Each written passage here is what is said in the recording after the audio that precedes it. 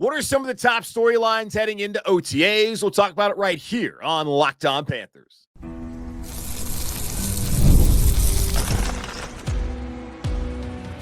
You are Locked On Panthers, your daily Carolina Panthers podcast.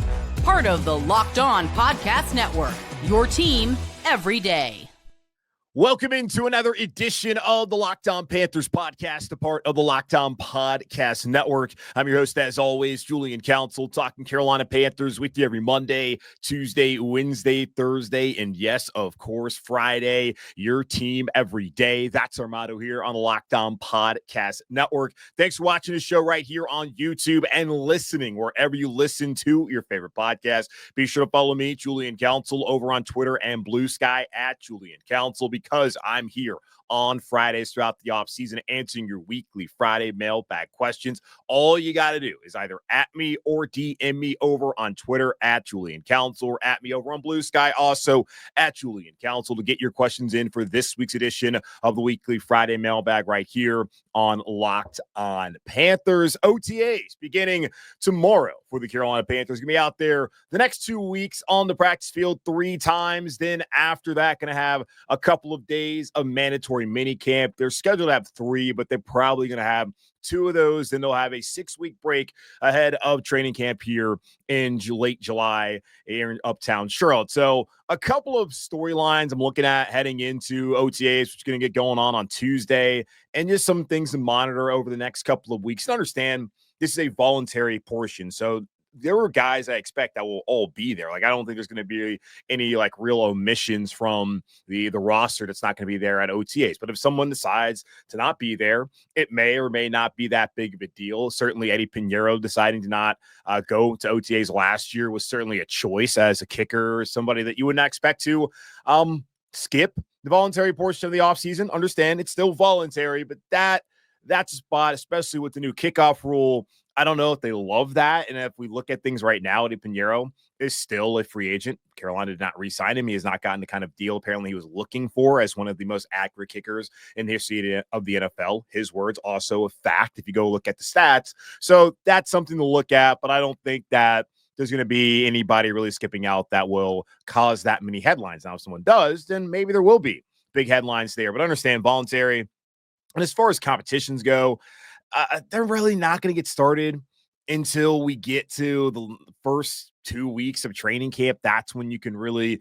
get into that. Right now, they're going through installs, trying to incorporate some of these new guys, whether it be free agents or their draft picks, into the roster and what they want this culture to be. So, of course, it's good to see him out there on the field, just trying to be as transparent as possible with you all that. You probably don't need to take too much out of what's going to happen over the next couple of weeks. It's when you get to training camp, get to the preseason, to where like the real juicy stuff's going to be happening. But either way, 6 things that I'm kind of thinking about here over the next couple of weeks of OTAs going on here in Charlotte. Number 1, it's Bryce Young's continued growth. He goes into this portion of the offseason as the clear-cut starter in Carolina once again, and coming off of what was really a stellar second half of the season and bounce back, where it looked like his career in Carolina was all but over at that point in time after just being atrocious in weeks 1 and week 2, and those losses at New Orleans and at home against the Chargers, where he just was unplayable. He sat out, and he had to watch and wait and learn behind Andy Dalton, who apparently was integral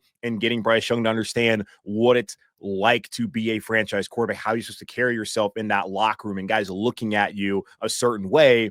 And by sitting back, by learning from Andy and also from Dave, it helped him to turn around that second half of the season, where from weeks 8 to 18, he had the 6th best passing grade according to PFF. He was the 12th best quarterback during that span. If you take out that first week back against Denver, weeks 9 through 18, he had the 5th best passing grade and a 6th overall grade there among quarterbacks from weeks 9 to 18. So I want to continue to see that growth from Bryce, not just on the field, but as a leader in that locker room. And I would think he's going to have a lot of confidence considering how well he played the last time we saw him out there on the field in January against Atlanta. And then, going off of what I just mentioned there from weeks 8 to 18, or really weeks 9 to 18, those final 9 games, how well he played for this team. And that the Panthers came out there, Dave Canales came out and said it, Dan Morgan came out and said it right as the offseason began, that Bryce is our guy. We found our quarterback for this upcoming season. And, Brent Tillis was asked about this, the EVP of football operations who handles the salary cap and contracts, whether they're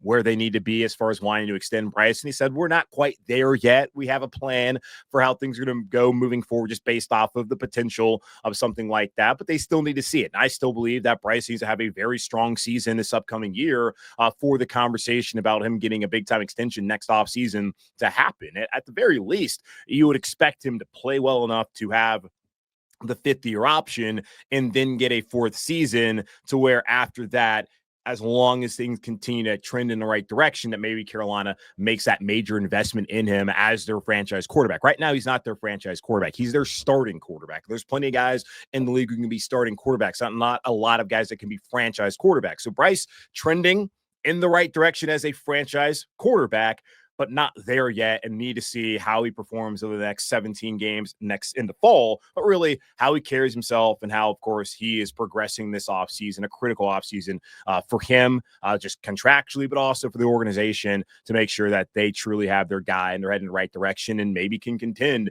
in the NFC South for the division title this upcoming fall. The second thing I'm looking at also offensively, it's Tetairoa McMillan. 8th overall pick in the draft. You don't take someone in the top 10 and not anticipate they're going to be a day one starter. But we do know that Dave Canales is someone who's going to want to make these guys earn it, especially if you were a high draft pick. Last year, Xavier Legette, while he did have some injury issues, the hamstring this time of the year, also had the foot scare during training camp, he didn't immediately take over as that third wide receiver behind Deontay Johnson and behind Adam Thielen when he got to Carolina. He was behind Jonathan Mingo. Now, we all knew, just based off of how Mingo had performed the year prior, how he even performed in training camp, that eventually it was going to be Xavier Legette taking over as that wide receiver 3. And that's what happened. Deontay Johnson, of course, he ended up departing from Carolina. Adam Thielen had some injuries, so it was a little weird the way his rookie season went as far as roles go, as they changed throughout the season. But overall, I thought that he came in and had a successful rookie season. But you want to see a lot more from him this upcoming season and beyond. But he's not going to be thought of as the wide receiver 1 here in Carolina moving forward because of the decision to take Tetairoa McMillan 8th overall. And I honestly believe that it's probably the best thing for Legette. I wasn't a big believer that he was going to be that wide receiver 1 in Carolina, and it's still possible that what happens if he ends up being a better player than Tet McMillan, which I don't necessarily believe will be the case, but we have not seen T-Mac play a game in the NFL just yet, so maybe can't be completely bullish on him being better than Legette, but the staff certainly valued him higher than they valued Xavier Legette there by taking him 8th overall. But overall, I just think that for XL, he now does not have that weight of expectations, and I'm not sure whether he felt that or not last season. Not being fully healthy, I do think probably played a role into some of those drops with the wrist injury. Now, he talked about like that wasn't the reason, but still, drops were a problem for him. He's got to get better in that department. But now you're not looking at him as having to be the guy moving forward. That's going to be Tet. So does he step in immediately as not just a top wide receiver, but as a starter when you're looking at just the top 3? It's going to be Adam Thielen. We already know that. It's also going to be Xavier Legette. Does Jalen Coker start there? Is Hunter Renfrow coming in and being seen as the veteran? Like, how long do they wait to make him earn it, that being Tet McMillan? So I'm just very curious if he's going to instantly be in there among the starters, or if they're going to just kind of slowly integrate him into that offense and really have him truly have to compete for that job come training camp. So just one little thing I'm looking at just as far as them going out there and kind of formations, how they line up. That's one area I want to know how that plays out with Tetairoa McMillan and whether he comes in and immediately starts at that wide receiver spot with Adam Thielen and Xavier Legette being the other top 3 guys here in that wide receiver room. Let's take a quick pause, come back and talk about a couple other things I'm looking at as OTAs begin on Tuesday here in Charlotte.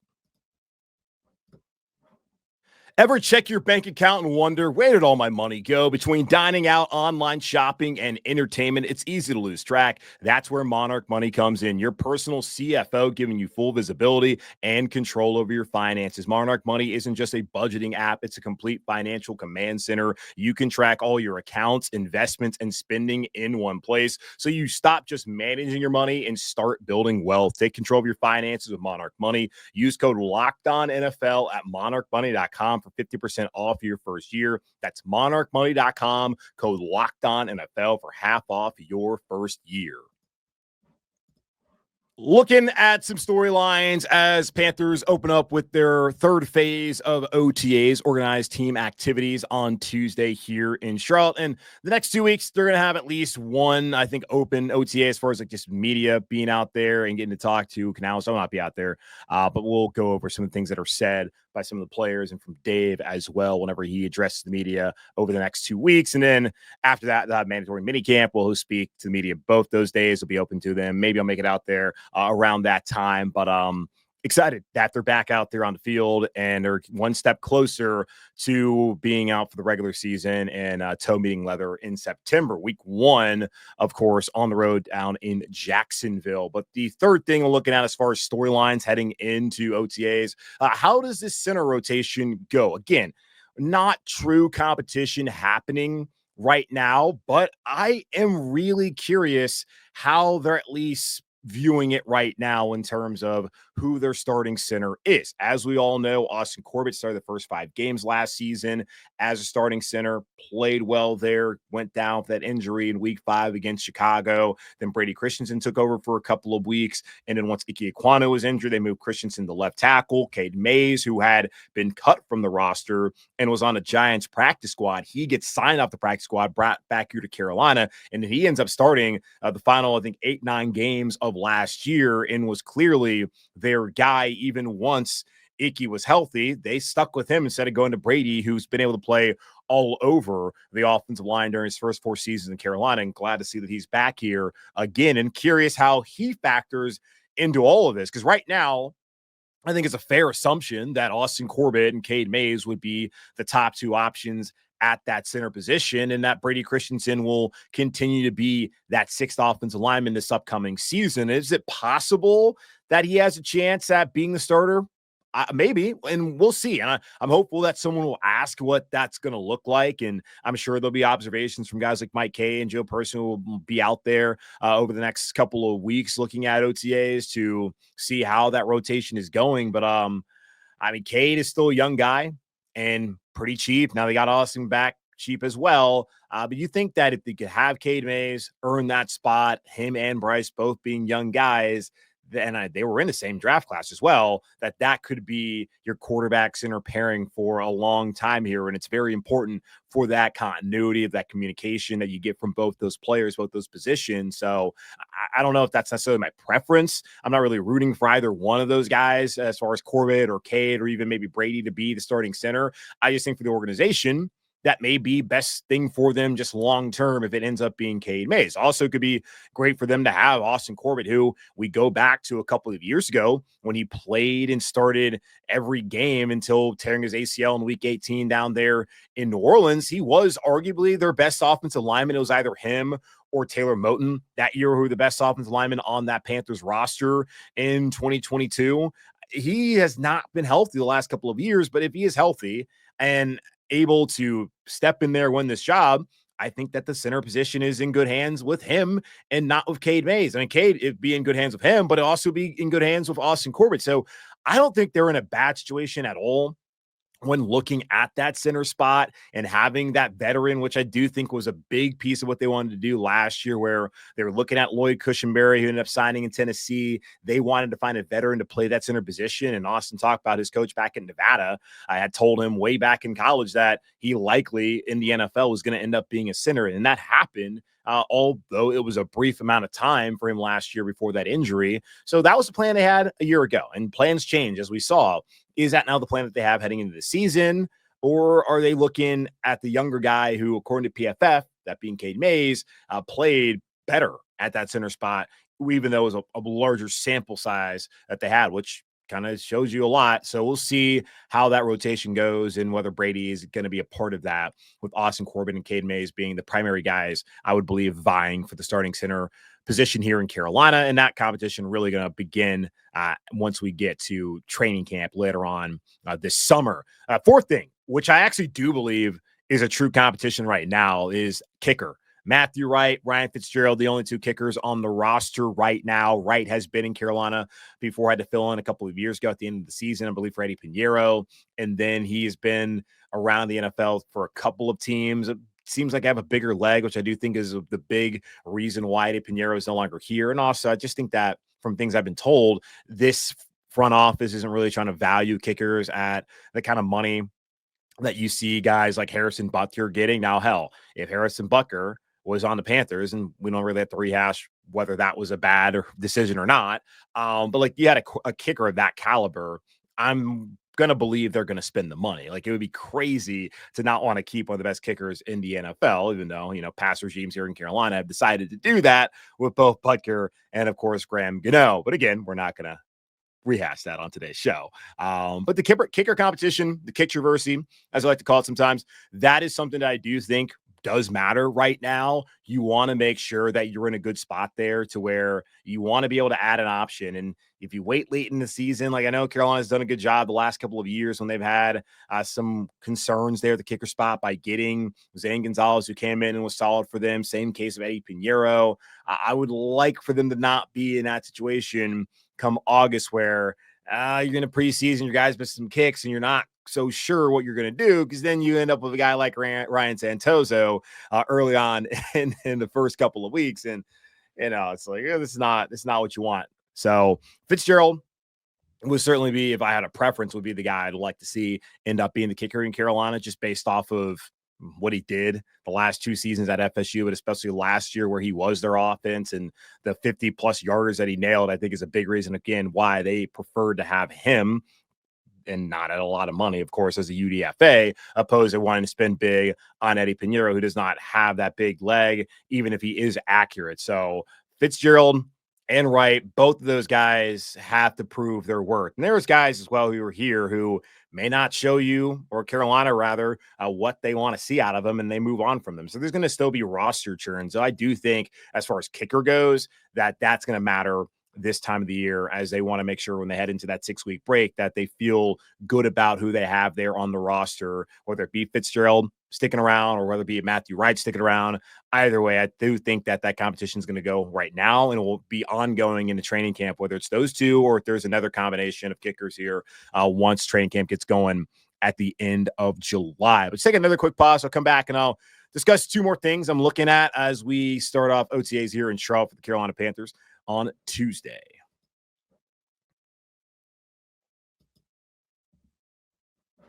All right, taking a look at OTAs. They're getting underway on Tuesday here in Charlotte for the Carolina Panthers. Wanted to look at 2 more storylines that I'm looking at as they go through that process over the next couple of weeks before having mandatory mini camp, and then a nice 6-week vacation ahead of a training camp later this summer here in Charlotte. The number 5, what I'm looking at is who are the starters in the secondary? At corner, I think it's pretty obvious that's going to be Jaycee Horn and Mike Jackson. I mean, it's obviously, it's not pretty obvious. That's what's going to be. It's in Sharpie that Jaycee and Mike Jack are going to be those 2 guys out there, CB1, CB2, and then Trevon Merrick as a starter at safety. Now, is he going to play more in the box, or is he going to be more of a free safety? We talked to Q Myers last week of Locked On Raiders, and he had talked about how progressively throughout his tenure there in Las Vegas, how Merrick went from being more of a free safety to a guy who played closer to the line of scrimmage, could really be someone who brings that dog mentality that Dan Morgan's talking about when he took over as GM a year ago. But I would think that he's probably going to be more of a box safety for Carolina. So those 3 spots are certainly taken care of. Now, the question, though, at this point in time is who's going to be the nickel corner, which I would think probably you're looking at Shaw Smith-Wade. Is it possible that some of these other guys like a Caleb Evans or maybe Shamar Bartholomew step into that role at this point in time? Maybe, but I think it's probably going to be Shaw Smith-Wade, considering he took over there late last season before suffering a season-ending injury. Then the other safety spot, I've been saying this offseason, pencil in Demani Richardson, who the staff clearly, they feel pretty highly about him. But then you just drafted Lathan Ransom in the 4th round from Ohio State. So could he be somebody who steps in there in that kind of free safety role? Even though we talked to Jay Stevens of Locked On Buckeyes, thinks that he's probably more of a guy who wants to play in the box for them. So probably still, definitely you're going to need to add someone to that spot as time goes on. And this would be one of the situations where you kind of want to know what you have at this point in time. And that's what's going on with the OTAs at the third phase. And they're actually doing some on-field work, getting some of their installs. That's what they're really doing, is getting the installs in offensively and defensively, and then just trying to see what they have. And that's like mandatory minicamp will be kind of that final exam prior to that break before training camp, just to make sure everybody's up to speed and that they're doing what they want them to do and that they're in a good spot roster wise. So this is going to be an opportunity for them to continue to talk to some vets out there. And I do think that they'll get one eventually. Personally, if I was a veteran, I would be waiting until training camp to be able to want to sign. I don't know if I want to be out there for the voluntary portion of the offseason. I would rather not sign until August, but we'll see when Carolina is able to get somebody in tow here as far as that goes. And then the last thing really that's on my mind is just what's the overall vibe of this team. We know that the way season ended last year, ending Atlanta's playoff hopes, which had already ended, I think, by the time that overtime period kicked off. To go out there to win that game, for Bryce look as good as he looked. I know defensively it was a complete train wreck, but now a brand new defense pretty much when you're looking at it. Yes, Jaycee's back in there. Mike Jackson's back in there. They're adding in new safeties and Teron Merrick, probably some veteran, but still Lathan Ransom's coming in there. Mike Richardson's back out there. Defensive line-wise, when they add in Bobby Brown III, you're also adding in Turk Wharton. Derek Brown's coming back into the fold as your top dog there in the interior defensive line. New linebackers. It's an interesting mix of youth and talent experience that they have in that defense, and we'll see what they're able to do. And there's a lot of talk around this time last year, Shaq Thompson, who was saying how he was surprised how quickly they had come together because of all the guys who had been a part of Ejiro Evero and his scheme before. And well, that did not work out. Now you're bringing in some guys like Turk Wharton, who has not necessarily been a part of this scheme. And I think is a big reason he's here is because of Brant Tillis, having found him back when he was coming out of college and was it Northwest Missouri State, whatever it was, that they got him. And he came to Kansas City, made the team immediately. And then you also have Bobby Brown's a guy who, of course, would know the scheme. But there's been some other additions like, Merrick, where, that's probably more of a general manager pick. So I am very excited to see how this defense is going to be able to hopefully turn things around this upcoming season. And I think the offense, man, they got a chance to really be pretty damn good. Just the fact that, again, the offensive line's back. If that unit's not right, you don't have a chance, as we have seen. So the offensive line coming back, or Bryce back there, whether he's going to be working with Cade or Brady or Austin as center, there's already a relationship there. Everyone on that offensive line unit's back. You got Chuba Hubbard back. You bring in Enrico Dowdle, Trevor Etienne, who they just went out there and drafted from Georgia. The receivers are just that group is deeper, more talented than it's been in a while here in Carolina. A great chance for the second year, especially in this Canales scheme, for those guys to take a next step and to continue to play at a high level like they ended off doing in Atlanta back in January. So a lot to be excited about offensively. Good competition there, special teams wise, with returners and with the kicker spot. But defensively, a lot of question marks. And I think you guys should be excited. I think every offseason, every fan base finds a way to talk themselves into their team doing something big that fall. And I think Panther fans should be excited about how this thing's been built over the last couple of off seasons and where they're headed, and especially how the quarterbacks performed. But still wait and see mode just for the defense. You're not going to learn a lot right now, at least until the pads go on. They're facing other competition. But I do think that this has been a very positive and strong offseason for Dan Morgan, for Brant Tillis, for Dave Canales, and his Panthers organization. And we kind of get to see more of that this upcoming week and the next couple of weeks, and then we'll find out so much more once we get to training camp and once preseason and all that gets going on here in Carolina. Well, that's going to wrap up this edition of the Locked On Panthers podcast, part of Locked On Podcast Network, hosted by yours truly, Julian Council. Again, y'all subscribe or follow the show for free over on YouTube or wherever you listen to our favorite podcast or your favorite podcast. And in the meantime, be safe, be happy, be whole. As always, keep pounding, and I will talk to you guys on Tuesday.